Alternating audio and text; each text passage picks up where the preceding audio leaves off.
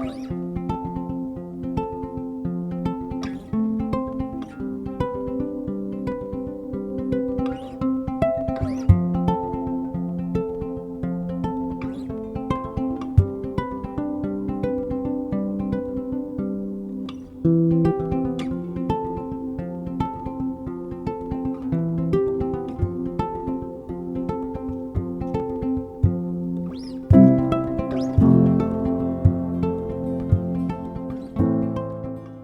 everybody, and welcome back to the Good Day Matrix. My name is Daz and I have the absolute pleasure of being here today in Acacia Bay with Bex.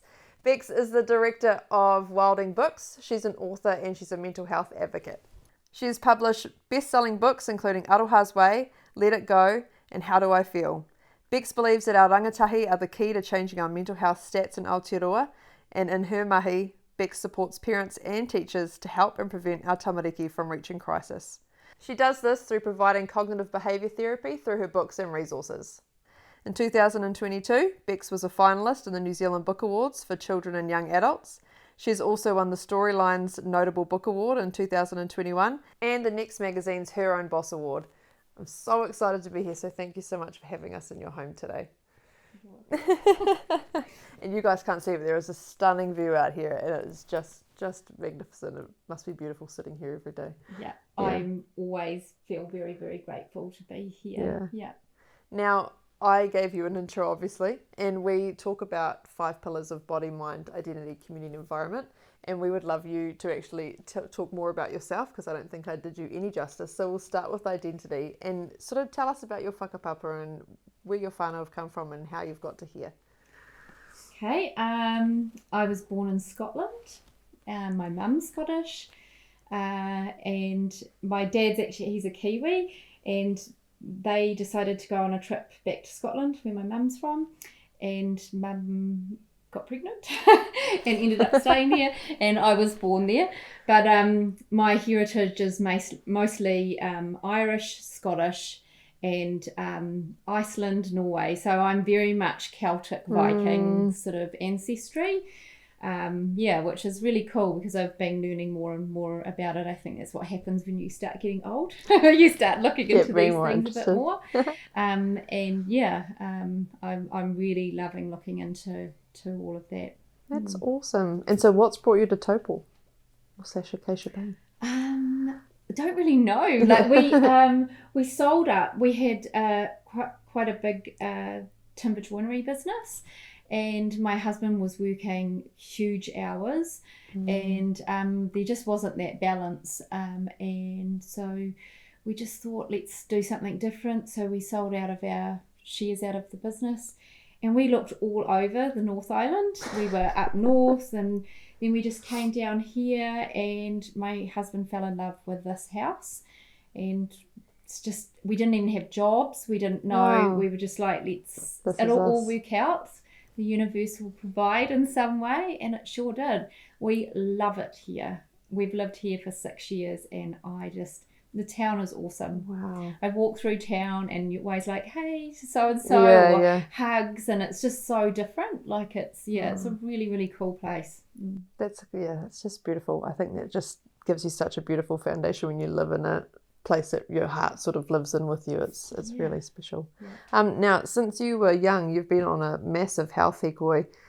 Talk to us about what was going on in your teens and your 20s and misdiagnoses and everything in between. So such a long, intense. I'll try and make it brief, but I guess as a child I was pretty explosive. People used to be like, whoa, what's up with that kid? I was just really, my emotions were always right there. So I used to do some pretty extreme things like running away, throwing things. I'd run away from school. I'd have to have, my uncle would have to physically take me into school because I would be screaming and carrying on. I just really struggled, and my mum, like I've got fabulous parents, I love my parents, they just really didn't know what to do with me, and there wasn't help back then. I look back and I think I definitely probably was on the spectrum, but that wasn't really a thing. So yeah, I just sort of had to get through. I had a lot of bullying. I just sort of got through school. But by the time I got into my teenage years, I just never really felt like I fitted in. Like nothing, I just didn't feel like I ever belonged anywhere. Didn't even feel like I belonged, and it sounds weird, but on this earth, like where do I belong? And had no real identity, I guess. And I think that's probably missing for a lot of people. But so I started to self-harm as a way to cope with things, and was doing that obviously secretly. Had my first suicide attempt at just before 16. And I knew that things weren't good, so I went to a school counsellor, and they sent me to Waikato's mental health ward in the hospital, where a psychiatrist put me on Prozac, and I was 16 and without my parents' knowledge. My mum was a nurse, and so she instantly knew I was more suicidal on it, and I was like a zombie, and she just knew. She's like, what is wrong with you? And so I did tell her, and she's like, you have to get off that immediately. And I did. And then again, I didn't really get much help. So it was like I got off it, but had a boyfriend, was very like explosive. I feel sorry for him. I look back and I think, oh, you poor guy. But just really rocky, always just maintaining sort of enough to get by. But yeah, my emotions were always right there. And sort of carry on, really high functioning. Like I dropped out of school but I got a job in a law firm. I picked things up really quickly, and I was earning some quite good money really young. Ended up with 3 jobs. I'd moved to Auckland, like high functioning. But then I met my husband, and it's not because I met my husband, but I just met him, but things just started to fall apart for me. Maybe I was pushing myself too much with the 3 jobs, and but I should have been really good, because everything, met him, and he's still here with me. But I just plunged into that blackness and started self-harming again really badly. And so I was in my early 20s and went to see the doctor for help, and I was really lucky because I was able to access the Taylor Centre in Auckland, and got an amazing psychologist who helped me save my life. And that was where I learned cognitive behavioural therapy, and also DBT, which is all about emotional regulation. When I arrived there, I was diagnosed initially. So I was so unwell mentally, in such a bad mental space, that I was hearing things that I could hear driving my car. I would hear people in another car talking to me, even with the windows up. I knew I shouldn't be able to, but my brain was under so much stress, I think, that things weren't operating properly. And so it was just a really, really bad space. So they tried to put me on medications, and the first diagnosis was schizophrenia, which was terrifying to me. I thought, oh my gosh, I want to be sent to Tokanui. I want to be put in a straitjacket. Even now I feel quite emotional thinking about that, because right when all of that was happening was when Sir John Kirwan had just started coming out about talking about it's okay to not be okay. But previous to that, you didn't talk about these things. It was a, taboo. I got fired from my job, my main full-time job. They knew I wasn't great. They were just like, don't come back. So everything just really was not good. So they put me on these medications. Every time I would get every side effect and was worse. So in some ways it was a blessing, because I had to do the work myself to get better. I couldn't necessarily rely on something to, get me by, I guess. Would have been helpful at times, but I had an amazing psychologist, and they then thought I had bipolar, and then they ended up with a diagnosis of borderline personality disorder, which isn't a very nice diagnosis either, and a lot of misconceptions about that one. But in retrospect, I look back and I wonder if I wasn't just autistic. Yeah. And I now know through the work that I do that a lot of women especially had diagnoses like that, that have been on the spectrum, but women hide it a lot, and they don't get picked up as easily as males if you're on the spectrum. So anyway, labels aside, I got this therapist, and she was amazing, and she was really hard on me, and if I self-harmed, I wasn't allowed to go and see her for 24 hours. I was like, no, that's naughty, and I know it sounds hard, but it worked really well for me. And I basically had to go through this cognitive behavioural therapy and learn things like mindfulness, which back 20 years ago, nobody really heard of these things. I learned all these amazing skills, and it was a blessing in some ways. I look back and I think it was horrendous, it was exhausting having to go through all that, but it was a blessing because I have so much empathy and understanding for people that struggle with all kinds of things like anxiety or certain mental health issues. And it's, it wasn't good at the time, but it's helped me to be the person I am today, and help me with the work that I do. So what I remember saying to my psychologist at one point, because I was in therapy for 2 full years, it was like my job. Yep. I couldn't work. I hardly left the house because I had like a body dysmorphia as well. So I thought I was so hideous that I wouldn't want to leave the house, because if I heard anyone laughing, it was because of how horrible I looked. And so leaving the house, I was always it was horrible when I look back. But I learned all these skills, and I said to my therapist, why don't we learn this stuff as children? Like, all these things would be so helpful, and maybe they would have helped me not be in this terrible place that I am right now. So I just left that, and then obviously the universe or whatever greater power there is wanted me to go through this journey so that I was able to do the work that I'm doing now.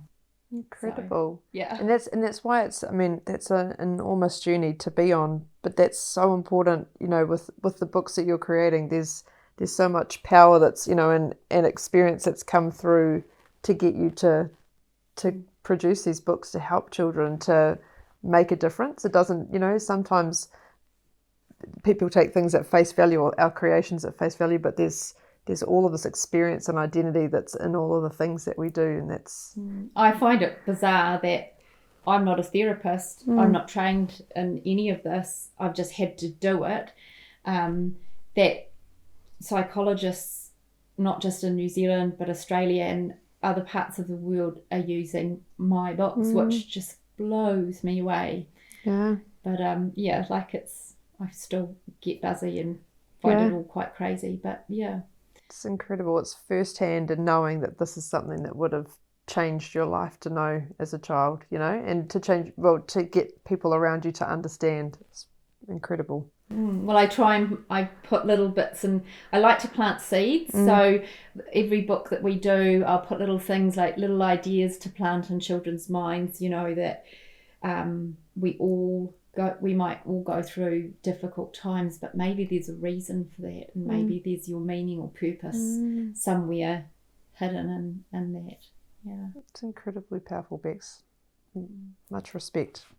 And heartbreak at the same time of hearing that journey, and then heartening to see you come through the other side and do amazing things for so many people. That's incredible. We'll move to body. So do you have any daily rituals or routines or things that you like to do for your body? Yes, so I go to the gym every second day and I pull big weights. I love feeling strong, so I'm always have to increase them. I do go through periods where I don't always go, but I know that if I don't physically push myself to almost exhaustion, so I've got a really cool trainer who helps me because I've got a few medical issues, so I need to keep my shoulders really strong to support my neck because I have Chiari malformation, which is where it's actually really common in Celtic families. Yeah. Our brains are too big for our head. Hey. So we have a cerebellum tonsil that sort of fall down into your spinal, down your spine basically, which can lead to really severe headaches. And I often have like numbness or in my arms and legs, and you get all sorts of other things. Sometimes I can sound like I'm been drinking and I slur. And because it can stop your spinal fluid from draining. So it's kind of, anyway, I go to the gym and Logan, he's amazing. And he gives me all these exercises to strengthen and support, because I think you can just give up and go, oh, well, I've got this thing. So, but it's like, what can I do to give my body, the best that it, to deal with these things. And since I've been doing all of this, my symptoms are so much better. Wow. So I do go every 2 days if I can to the gym and do my weights and stuff. And he gets me to do cardio, which I really hate. But it's a common theme. Yeah, but he makes me do 2.5 minutes to the point where I'm almost falling off stuff. But anyway, I do it for him and me. The other thing I do is I always meditate in the morning and at night. I learnt transcendental meditation about 25 years ago. But at the moment I'm doing Joe Dispenza's morning and evening meditations, which just helps me relieve any anxiety. And I mouth tape. I don't know if I mentioned you told me, yeah. So I sleep with tape, and I get my kids to do it as well, which is kind of weird. So sometimes I get up and I've got this tape, and it's just across here, so you can still breathe through your mouth if you needed to, and you can sort of talk. But it's just medical tape that I put there. And there's a great book you can read about it. It'll blow your mind about nasal breathing and how good it is for you. But it helps me not get up to go to the bathroom so much through the night, and just have way better sleep. And obviously that's one of the things that I learnt in therapy all those years ago, how important sleep is. So those are the sort of like my main things. And then obviously I'm a very grateful person, and I will often sit and have a cup of tea and be like, wow. And I try and do that during the day. I used to do gratitude journals, but now I don't need to. It's just part of my day. Yep. Yeah. So those are my main things. Yeah. And you said that you really need lots of sleep too, eh? And I think that's actually finding out about the Chiari that I have. So I've always needed like 12 hours. Yeah. So if I start to not get enough, so my mum would find, if I wasn't fed before 6, I would be asleep somewhere in the house because I would just fall asleep. And my cousin has Chiari as well, and we're the same. We'll just fall asleep all the time. We need a lot of sleep. Yeah. Wow. And so, I mean, you are an incredibly successful author and you're a mother, and, life is busy. How do you prioritize like going to the gym, every second day when things are a bit hectic or a bit tough? It's easier now that the kids are older. So my youngest is 9. So it wouldn't have been as easy when they were all young, especially because of how I parented. I literally had a baby on me for like 7 years, I think. I would always have a sling. My children were attached to me. Yep. I think I breastfed for 7 years or something like that. So they were always attached. So I wasn't able to. And it did, it was really hard. We need to support mums with younger kids so much more because it is really, really hard. So now I'm able to, because we just have a really chill family life, and the boys, and now Chris, my husband's here at home, so I can just whip off after I've done my morning orders and things and fit that in. And it's just, I know that it's important for me. Yeah. And it's good, I mean... And it's good role modelling anyway for my children. Yes. So, yeah.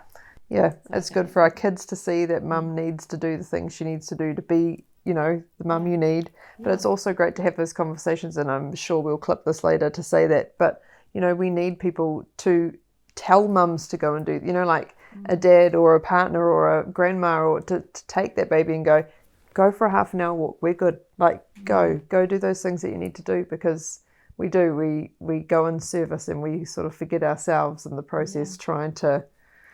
Although it can be hard to ask for help or accept help. Like, I'm the worst for accepting help. Like, I know, I'm good. I can do everything. You know, like that's sort of some sort of mind block, or, you know, limiting belief that you're weak if you accept help. So that's something that I'm trying to be conscious of and aware of, and go, actually, you know, it's really nice if I let people help me, because then I'm allowing that flow of energy of them receiving that good feeling of helping me. So I'm trying to like really flip that. Remove any judgment of worry. So we'll move to mind. So you've attributed sort of a lot of around your mind and around the work you've done on that to being an observer, and really taking time to notice what's going on and to see the potential bad spirals that are coming in order to try and stop them before they really take hold. So sort of talk to us about what it's like to be an observer and how that works for you. So when I was really, really unwell, I used to have to, I hated doing these. My therapist would make me do a chain analysis, and that was every time I would self-harm. And so I would have to go through and write every thought that I had, every action, every little thing that happened that led me up to getting to the point where I did that to myself. And it was really actually hard at the start, because it was like I just always felt like I ended up there. I was like, what? But then I had to learn to start to really observe what was happening in the lead up. So it was like, what thoughts was I having? You know, what triggers, what sort of triggers were happening. So it was actually through therapy and having to do this over and over, because self-harm isn't something that people talk about through mental health. So it's okay to talk about mental health sort of now, but there's a lot that's still quite taboo, and unfortunately there are a lot of children self-harming, and I hear it a lot because I do talk about it from time to time. And self-harming is, in my experience, was a type of mindfulness, but a really unhealthy one. So it was taking me out of my mind and the ruminating horrible thoughts that I would have, and into a physical pain that would take me out of my head, basically. So basically, being the observer, I was able to, you know, learn to see the steps that would trigger me, that would lead me to that spiraling of getting into that terrible state. So it's been like, it's such an amazing tool to be able to step back, and we can all do that in our life, because we'll all have patterns or triggers from things that have happened to us in our childhood that we are so much on autopilot. Life is so busy, and like, you know, I'm not judging anyone, because that's, you know, like that's how it is. But if we can take time to step back sometimes and notice, why do I do those things? And what are the thoughts that lead up to that action? It can be quite life-changing. And so it did take a long time to break the self-harm, because it was like an addiction, and it was my go-to to make myself feel in that moment better, but it was only in that moment, and then it was regret and shame and all of those other horrible emotions. And my poor husband would have to come home and deal with me and it was not a pleasant thing for him. So, and my family, one of the biggest things that happened for me was that I got to attend a support group for people with borderline personality disorder. But because I was so paranoid at the time, I was like, you can't go unless I'm there. And normally they wouldn't let the clients be there, but they did make an exception that time. So I got to sit in this room full of parents, friends, siblings of people that had been diagnosed with borderline personality, listening to them talk about having to deal with them. And that was one of the biggest moments where I realized how much I was hurting my parents and my husband through what I was doing. But it's such a you're so all consumed with like the pain that you're in that you don't even think about anyone else. But that was a moment where I was like, actually, there are other people here and my actions are hurting them. So that was a real moment where I was like, I've actually really got to do this work and get myself better.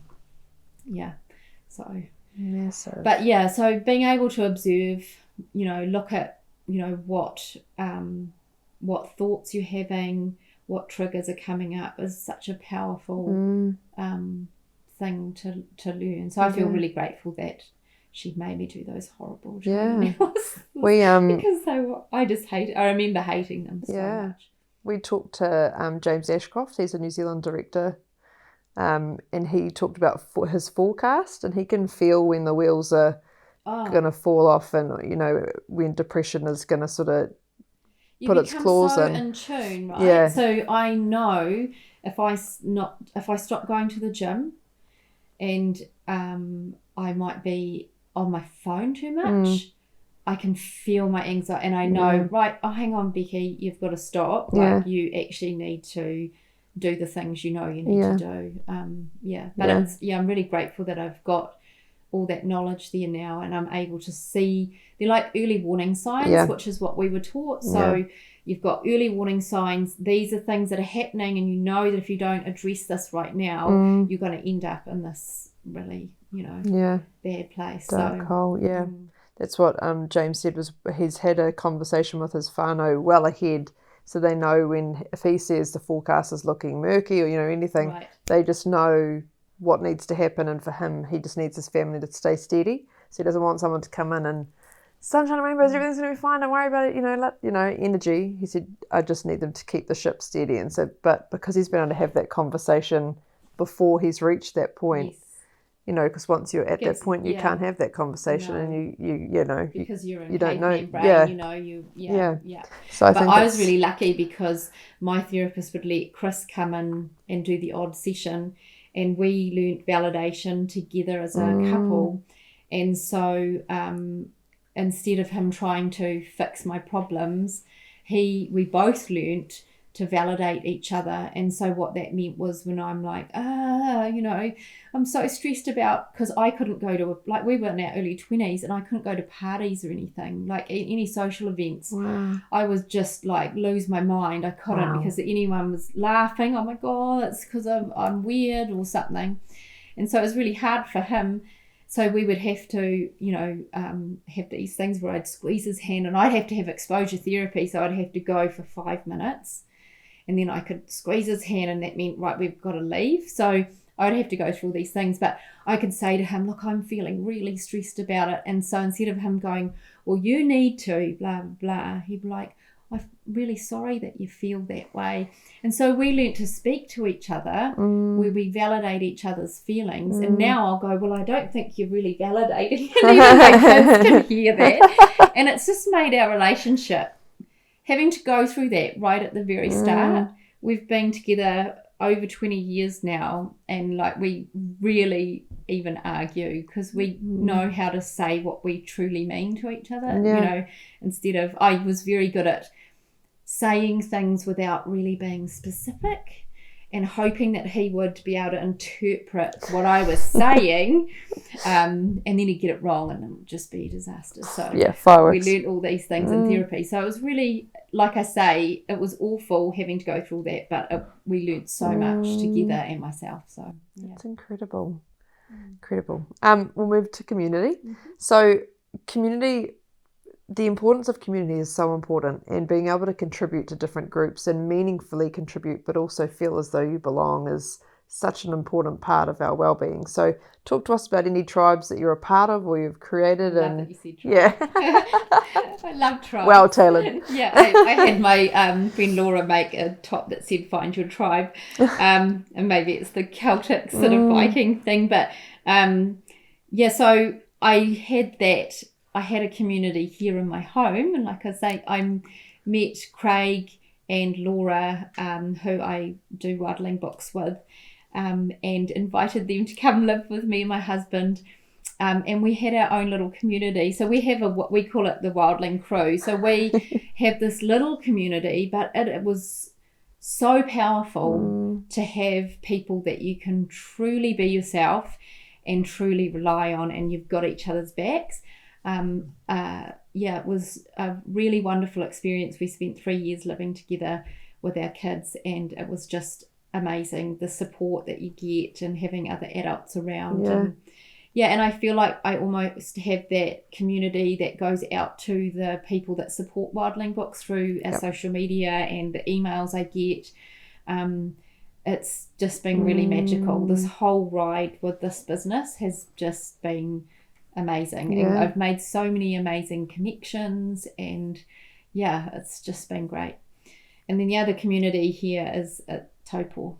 Like, the people here are awesome, and the gym, and you just go into town, and like, it's still got a relatively big population but not too big, so you just know people when you go into town. Like, it's really cool. I love it here. That's so cool. So we'll move into environment. And so with environment, we can talk about anything. We can talk about the environment we create on ourselves, our home environment, our work environment, sustainability. But I think after talking today, it would be remiss not to talk about the home environment that you've created and how you've created a space that really replenishes energy for you and for your whānau. So how have you done that? How have you sort of created that environment? And so I've embraced being an introvert and a hermit. I in the book How Do I Feel, I put a bit at the back about being an introvert and an extrovert, and I guess over time I have realized that I need space and quiet to fill up my cup, and I get really fatigued if I'm around too many people too much, because I'm a very much an empath, so I will suck up everybody's energy. And I think that's why I had so many problems as a child, because I didn't know what was happening, and so there was a lot of turbulence, and I would identify that as me. So I'm able to recognize that now. So I have, my home is my sanctuary. I love my home and my space, and I have my lady tower, which is my room upstairs, and it's my space, and I'll go to bed before any of my kids now that they're a bit older. My husband sort of sorts them out, because I need my sleep and I need a little bit of time just for quiet on my own. But home life is really cool because we've been homeschooling. My middle son has autism. So we've been homeschooling for about 7 years, and we just have a really chill life. So it's not this high paced sort of got to do this, that, like we it's very much child led. The kids, my oldest son, he's sort of taught himself a bit of Russian, German, he's teaching himself the violin. Anything they want to do, we'll support with regards to buying the equipment or Talking about how you say that home is your castle and that you protect it, I think we talked about it when we caught up, was very much Glennon Doyle, and how she says, imagine that your home has a moat around it, and that if you're going to cross that bridge and come in here, then you're bringing these things that we feel are important, and you're not bringing the negativity or the, you're protecting that. because I wanted to buy this ginormous Buddha. My husband was like, no. And it basically was like this. And it was like, I want that at the front of my property going, no, can you keep your bad energy out at the door? You can come in if it's good. Yeah, put a little placard beside him. Yeah. It's important, and it's important to not blur those boundaries or those lines just to suit others. Like, no, actually my home these are my rules, and this is what's important to us here. I think, learning for me to actually have boundaries is something that I've only been really doing the last few years, but is, really, really important for my mental health. So, and I think having a good laugh and having that community, like we were talking about, having my friends here, we would always be laughing. Craig is hilarious. People don't know that, but he is one of the funniest guys, and he always has me cry laughing even. And I think it's because of our dark Celtic humour. Like, it's very black, but it's really like we just get each other. And I think that really helps. And I always talk about how laughter boosts your immune system for like 24 hours. It's such a good thing to be doing. So inviting that goodness and the good energy just makes for a nice peaceful home. I love that. And it brings us really nicely to, we all talk about values, and people say, they've got lists of 10 or 15 or 20 values, and I'm a 2 value because I know that those are my 2 absolute core non-negotiable things, and mine are connection and usefulness, and I want to be able to connect in the environments that I'm in and connect to myself and connect to my family, but I also want to be useful. If I'm in a room and I'm not being useful, I'm not really sure why I'm there. Like, I want to be able to feel useful and be useful to other people. So do you have any non-negotiable values that you live by? It's funny because I don't even think about values, and you sort of asked about values, and I was like, what? Like, okay. Generosity is something that's really, really important. And I grew up, my grandmother used to say, if there's room on the floor, there's room for one more. And so that I say to people all the time, my door's always open, like there's always room. So being generous is something that I grew up with, that you help people, and humility probably, and like knowing that you're not better than anyone else is probably really important to me. I try and teach these things to my kids. So we don't do Christmas, so our kids don't get presents or anything. I cancelled it one year because there was this huge stack, and the kids are ripping it and tossing the present aside, and then to the next one they just didn't really care what the actual present was.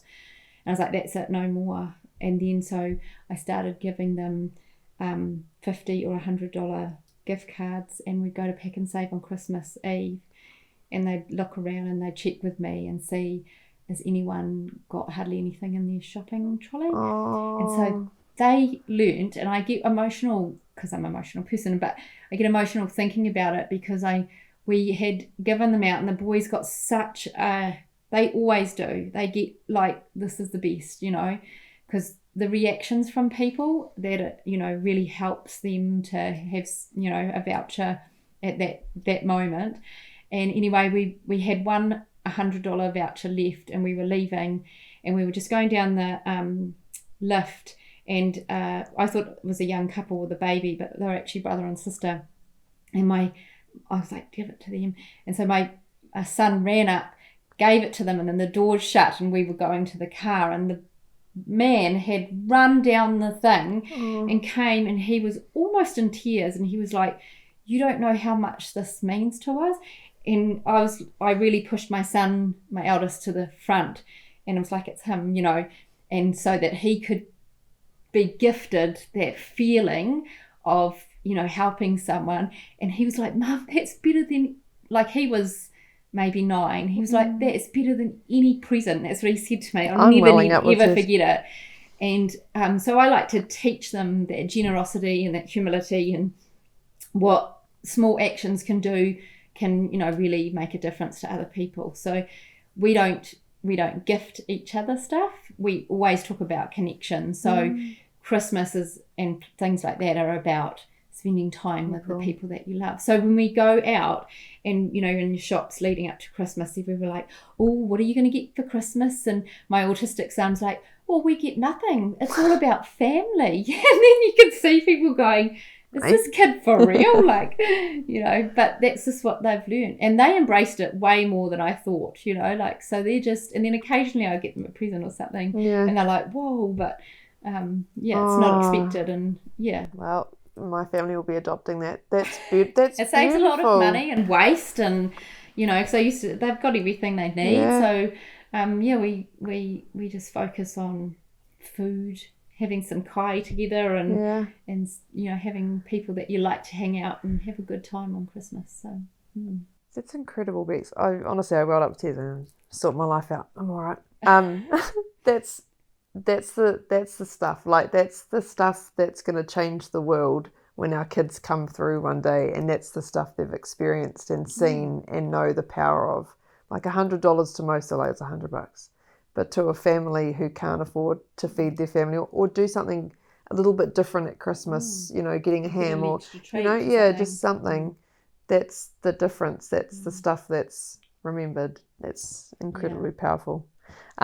In a round environment, obviously you've homeschooled your children, so for most of us we would probably have minor heart attacks even at the thought of it, and then we obviously did it with COVID, and it was a stress pot for a lot of us. But it was just like business as usual for us. There was actually really no big, I mean, it still affected us a bit because we couldn't do some of the things, but it was a lot, and there's a massive homeschooling community here in Taupo, so we're really lucky. Everyone just sort of carried on. So that's incredible. Is there any like tidbits, or I mean, hopefully we're not going to go into another lockdown, but are there tips you can offer or suggestions of homeschooling children at home and how to sort of nurture and foster that environment? We do more unschooling, which with a little bit of Steiner curriculum thrown in, but we actually don't do like book work in traditional ways. But do you know what? Children learn and soak up stuff. You'll be amazed. And when I first started homeschooling, I was like, had all the books, and I was trying to be a teacher at home. And I realized, especially with my autistic son, it wasn't going to work like that. And the more I pull back and have it relax, where we play board games together and you have conversations, like we talk about how to start a business and how to operate business, like we talk about real life stuff. And they learn so much from just baking together. Like yesterday we did a whole lot of baking, and so my 9-year-old's learning about fractions and just real living.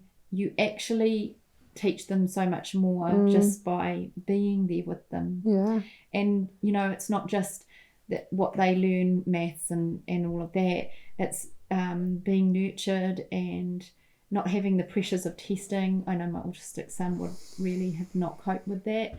So it's just having a more peaceful, chilled life. I think, it actually, we just love it. My middle son doesn't cope well with testing at all. Just these simple reading. He's only 5, and we're working with the school on that because he just shuts down. And I'm like, why do we keep doing this to him? Why are we just continuing to lay a stress on him? Anyway, another day, another dollar, another story. So our last thing that we talk about is portion distortion, and we talk to everyone about this. We're doing research on this as well. I'm really interested in time, and we're working to sort of try and understand, because it wouldn't matter what life stage you're at, how many children you have, if you have children, what you do for a job, we all struggle with time. And we've had challenges, throughout our lives of different things. But what kind of challenges have you faced with time, and what things have you put in place to manage time? It always seems to be a balance you can't quite get right.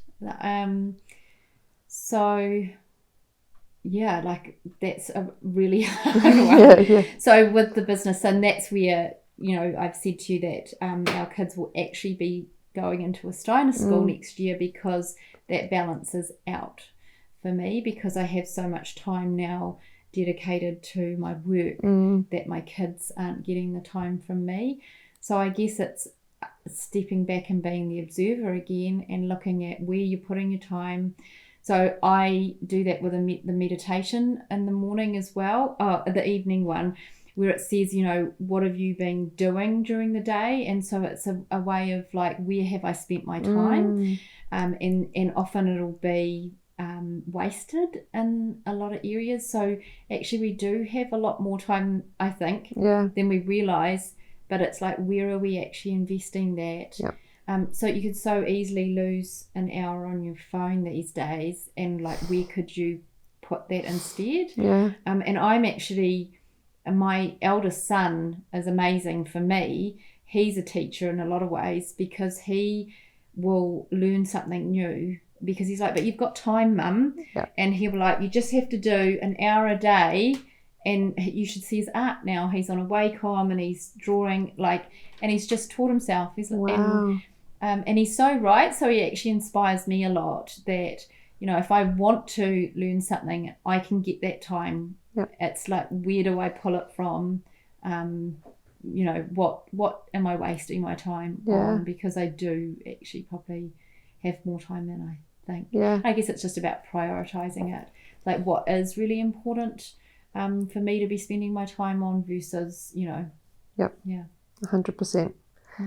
Kids are very was it your youngest one that told you about the hour a day sort of doing it? My eldest. Your eldest? My eldest, but he's my 9-year-old. He's very, very similar. Like, he's like, but there's always a way. And he'll then sit down and he'll work it out for me and come to me with the most amazing suggestions out of nowhere. And I'm like, A, I never thought about that. B, how did you? And C, that's a great idea. Like, that's actually going to work. He's trying to currently solve the firefighters' crisis, that they don't have enough money and resources at the moment. And he's, in his mind, he's trucking through how that could get fixed. Oh, wonder what he's going to do. I know, And kids are amazing, and if they are, I just believe it. If we actually spent more time dedicating ourselves to nurturing children, the world would just be like, I couldn't even imagine. It would just be amazing, but unfortunately they aren't. But, every child, I think, has got some sort of magnificent thing in them, that they could contribute to the world if they only realised it and was nurtured. I agree. And it comes a lot down to who we're putting them around in that I time. I feel like they homeschool me more than I'm schooling them, because I'm like, oh my gosh, they're so, my autistic son sometimes blows me away with, I call him my little Buddha, because he's such a little shining light, and he just sees the wisest little things, and you just think, he lives in the moment and everything's good, and he's just I love that. So our last question around that portion distortion is, how important is it for you to take time or make time to do things that bring you joy? Oh, so important. Yeah, and I know that because of all the work that I had to do, that's actually a key element of me keeping healthy mentally. And so but joy, I find, in the simplest things. I love my cup of tea, and I'm a lizard, I think, somehow, because I love sun. If there's any sun, I'm out there, I'm like, charge me up. And I just love having my cup of tea in the morning and the sunshine, and just those simple things. I get joy from that. All my Shih Tzus, I just love dogs. Dogs are the best. Like, they just are so happy with not much, I find joy in my sanctuary at home so easily. That's beautiful. So now I've got some quick fire questions to ask you. Number 1, 3 things that made you smile today. Definitely my Shih Tzus. A very cool phone call I got this morning about receiving a grant, and you guys coming is pretty cool. Nice. It's made us smile today too. What are your favourite books? Some of your favourite books? 3 Magic Words, which is a very cool book. I'm not sure who wrote that. The Power of Now, obviously, by Eckhart Tolle. I don't know. I haven't heard of either of those two, and they're going on my list. No. The Untethered Soul, which I'm reading at the moment. Yeah. Very cool. Cool. What is your top tip for gardening? Just get in the garden. Nice. I don't want to go on about the benefits of it, but don't even get me started about it. My kids, I'm a tree lover, a tree hugger, and I'm always like, oh my God, I love those trees. But yeah, just be outside in nature. Mother Earth is so good for our soul. Yeah. If I think you've already told us this. If you could transform into one animal, what would it be and why? Would I? I don't know. Lizard. Oh yes, okay. All right, maybe a lizard. I don't know if I'd want to be a lizard. I guess everyone says a bird because then you could fly, but maybe a lizard, as long as I'm somewhere hot. Yeah, and just chill in the sun. Yeah. What is your go-to karaoke song? Oh no, I don't karaoke. Don't karaoke? No, neither. I'm too embarrassed. I sing at home. Just not put a microphone up. Yeah, my kids go quiet. So what's your go-to songs around the home then that you love having a jam to? They're too explicit to say. I do love pretty hard rap, to be fair, but anyway. Yeah. Priceless. Yeah. What do you do on Mother's Day? On Mother's Day, we don't really. I might go out for a brunch or something, but we don't sort of really focus on those sorts of days, and we just I prefer to do things randomly, so my kids know that it's not a forced thing. So random acts of that sort of thing. So yeah, I might go to lunch or something. Yeah, but it's more meaningful way when it just happens. Yeah. What's your biggest learning from parenting? Trust your intuition. Yeah. Be guided by that more. Yeah, I've had a lot of things where I knew inside to not do something or do something, and I didn't listen to myself and listened more to other people. And I wish I'd focused on back that intuition. And qualities you love about yourself? I'll give things a go. Yeah, my dad taught me that. It's like, what's the worst that could happen? Just give it a go. So maybe that. It's true. Yeah. There's got to be other things too. Humility, generosity. Yeah, maybe. Yeah. It's hard to say the things you love about yourself. That's why we always just give it space. We sit with it. I guess wasn't taught that you did that either, you know?